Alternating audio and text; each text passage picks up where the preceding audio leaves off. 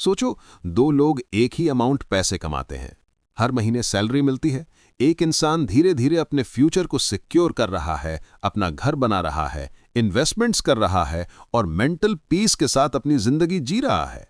वहीं दूसरा इंसान उसी सैलरी में हमेशा परेशान रहता है। ईएमआई, खर्चे, टेंशन, डर, एक अंतहीन दौड़ जैसे।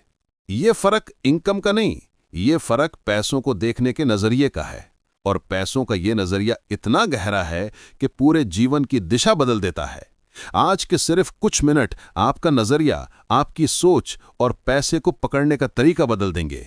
क्योंकि द साइकोलॉजी ऑफ मनी ऐसे सीक्रेट्स बताती है जिन्हें दुनिया के ज्यादातर लोग कभी नहीं समझ पाते, और इसलिए पैसे के साथ संघर्ष कभी खत्म नहीं होता। वेलकम, मैं हूं कुलदीप, और आज हम उस किताब के सफर पर चलने वाले हैं जो कहती है पैसा कमाना सिर्फ स्किल है, लेकिन उसे संभालना एक कला है, एक बिहेवियर है, एक साइकोलॉजी है, और जिसने इसे समझ लिया उसने खेल जीत लिया। इमेजिन करो, महीने की सैलरी मिलती है। उस दिन आप खुश होते हो, प्लान बनाते हो कि इस बार पैसे बचाऊंगा, थोड़ी सेविंग बढ़ाऊंगा, जरूरी खर्चे बाद में करूंगा। लेकिन जैसे जैसे दिन बढ़ते हैं, खर्चे बढ़ते जाते हैं। कहीं जाने का प्लान बन जाता है, ऑनलाइन शॉपिंग हो जाती है, कोई इमरजेंसी आ जाती है, और महीना खत्म होने से पहले ही पैसा चुपचाप गायब। और आप फिर सोचते हो अगला महीना सही रहेगा। ये साइकिल हम सबकी जिंदगी में रिपीट होती रहती है, और इसी से पता चलता है कि पैसा माइंड में बनता है, बैलेंस शीट में नहीं। किताब कहती है फाइनेंशियल सक्सेस का इंटेलिजेंस से कम संबंध है, और बिहेवियर, डिसिप्लिन, पेशेंस से 1000 गुना ज्यादा। आप दुनिया के सबसे एजुकेटेड व्यक्ति हो सकते हो, लेकिन अगर आपके अंदर पेशेंस नहीं, कंट्रोल नहीं, फियर ज्यादा है या ग्रीड ज्यादा है, तो पैसा किसी भी दरवाजे से अंदर नहीं टिकता। अब चलिए इस मनी साइकोलॉजी के 6 सबसे पावरफुल लाइफ चेंजिंग लेसन्स को गहराई से महसूस करते हैं। पहला लेसन है लक एंड रिस्क। किताब कहती है सक्सेसफुल लोग सिर्फ स्मार्ट नहीं होते, वो स्मार्ट और लकी होते हैं।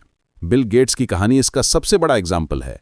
बिल गेट्स जिस स्कूल में पढ़ता था, उस समय वहां दुनिया के कुछ चुनिंदा स्कूल्स में से एक था जहां कंप्यूटर था, पूरे शहर में भी नहीं था। उस मौके ने उसकी जिंदगी बदल दी। वहीं उसका दोस्त केंट एवंस, उतना ही टैलेंटेड, उतना ही इंटेलिजेंट, लेकिन एक एक्सीडेंट ने उसकी लाइफ खत्म कर दी। Same talent, different luck. इसलिए कभी किसी से कंपेयर करते हुए खुद को कम मत समझो, और दूसरों की फेलियर देखकर खुद को बड़ा मत समझो। जिंदगी लक और रिस्क के बीच चलने वाला इनविजिबल बैलेंस है। दूसरा लेसन है नेवर इनफ। कब काफी है? कितना भी पैसा क्यों ना कमा लो, अगर कंपैरिजन की आग दिल में जलती है, ग्रीड का कुआं कभी नहीं भरता। कुछ लोग करोड़ों कमा लेते हैं, लेकिन फिर भी दूसरे का घर, कार, लाइफस्टाइल देखकर खुद को छोटा महसूस करते हैं।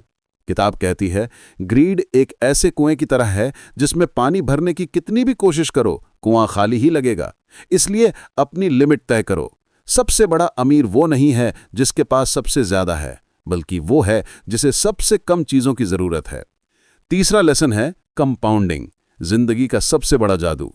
स्लो ग्रोथ बोरिंग लगती है, लेकिन कंपाउंड इंटरेस्ट समय के साथ असंभव को भी संभव बना देता है। वॉरेन बफे, दुनिया के सबसे बड़े इन्वेस्टर्स में से एक, उनकी 90% वेल्थ 60 साल की उम्र के बाद बनाई गई है। सोचो क्यों?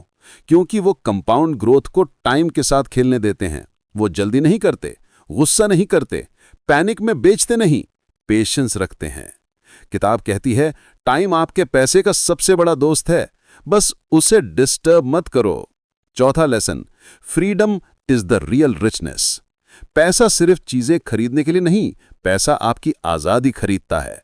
सुबह उठकर ऐसा काम करने की आजादी जो आपको पसंद हो, दिन का समय अपने तरीके से जीने की आजादी, वो काम ना करने की आजादी जो आपकी सोल को मार रहा हो। अगर आप अपनी लाइफ के फैसलों के मालिक नहीं, तो फिर पैसे का कोई मतलब नहीं। अमीर वो है जो खुद की मर्जी से अपना समय चला सकता है। पांचवां lesson, saving is greater than earning. लोग इनकम के पीछे भागते हैं, लेकिन रियल गेम सेविंग का है। 50,000 कमाने वाला इंसान खुश हो सकता है अगर वो सेविंग करता है, एक्सपेंसेस कंट्रोल में है, लाइफ स्टेबल है। वहीं 1 लाख कमाने वाला इंसान भी स्ट्रेस में रह सकता है अगर उसकी एक्सपेंसेस अनकंट्रोल्ड हैं।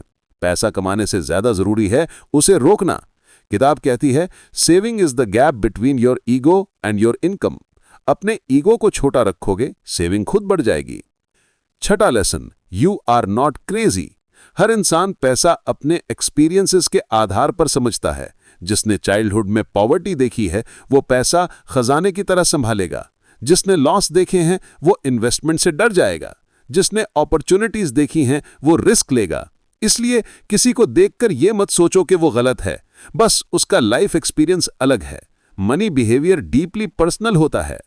अब एक सवाल, क्या आपके साथ भी ऐसा हुआ है कि आप पैसे बचाना चाहते थे लेकिन अचानक कोई खर्चा, कोई टेम्पटेशन, कोई इमरजेंसी आ गई और सेविंग फिर गायब हो गई?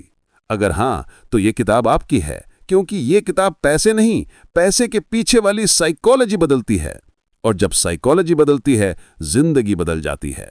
पैसा सिर्फ नोट्स नहीं है, यह आपका भविष्य है, आपकी सुरक्षा है, आपके पेरेंट्स की मदद है, आपके सपनों का रास्ता है, आपकी फ्रीडम है। अगर आपने पैसे के बिहेवियर को समझ लिया तो आपने जिंदगी के सबसे मुश्किल हिस्से को आसान कर लिया। आज आपने सीखा लक कितना पावरफुल है, कंपाउंडिंग क्यों मैजिकल है, फ्रीडम असली रिचनेस क्यों है, और बिहेवियर किस तरह आपके फ्यूचर को शेप करता है। याद रखो, पैसा कमाना स्किल है, लेकिन उसे संभालना कैरेक्टर है, और यही कैरेक्टर आपकी डेस्टिनी बदलता है। लेकिन द साइकोलॉजी ऑफ मनी का सबसे डेंजरस और सबसे शॉकिंग लेसन अभी बाकी है। Why people make financial mistakes even after knowing everything. यानी जब सारी नॉलेज है फिर भी गलतियां क्यों दोहराते हैं, ये हम अगले वीडियो में समझेंगे। और यकीन मानो, वो एपिसोड आपकी फाइनेंशियल सोच को पूरी तरह बदल देगा। और हाँ, इस ऑडियो बुक को रात में दोबारा सुनना, समझ और गहरी हो जाएगी।